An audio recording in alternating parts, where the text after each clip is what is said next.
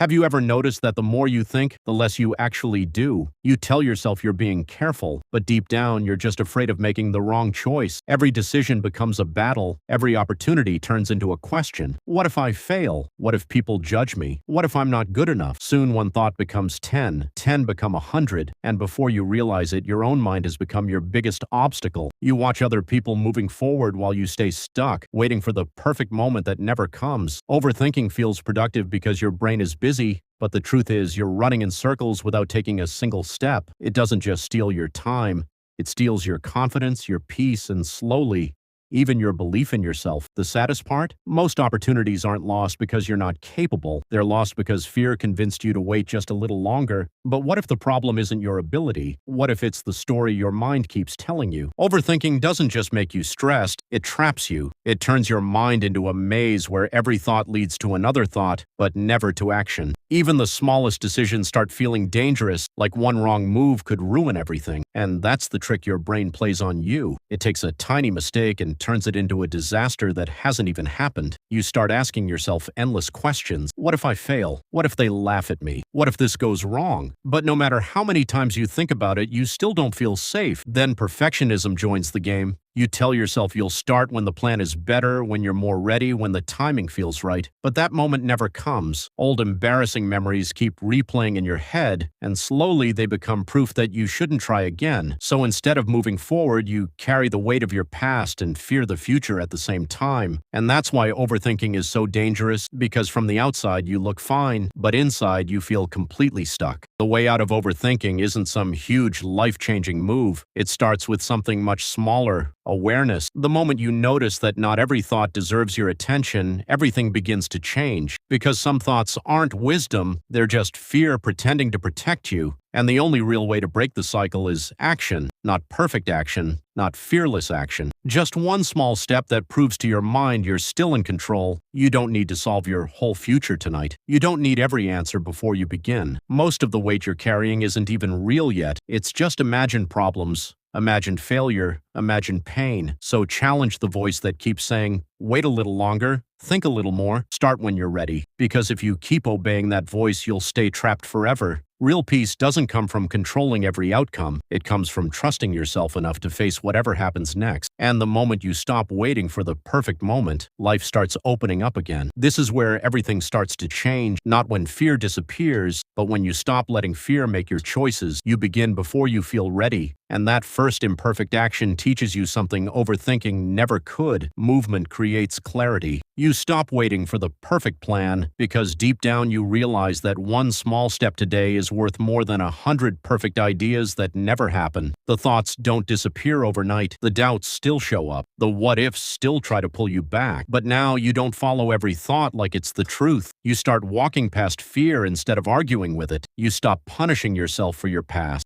Little by little, you learn to treat yourself with patience instead of pressure. That's when peace begins, not because life suddenly becomes easy, but because your mind is no longer a battlefield every single day. Fear may still be there, doubt may still whisper, but they're no longer in charge. And that is real strength. Not having zero fear, but moving forward even when fear is standing right in front of you. So if your mind has been holding you back, remember this. You do not need to control every thought. You just need to stop obeying all of them.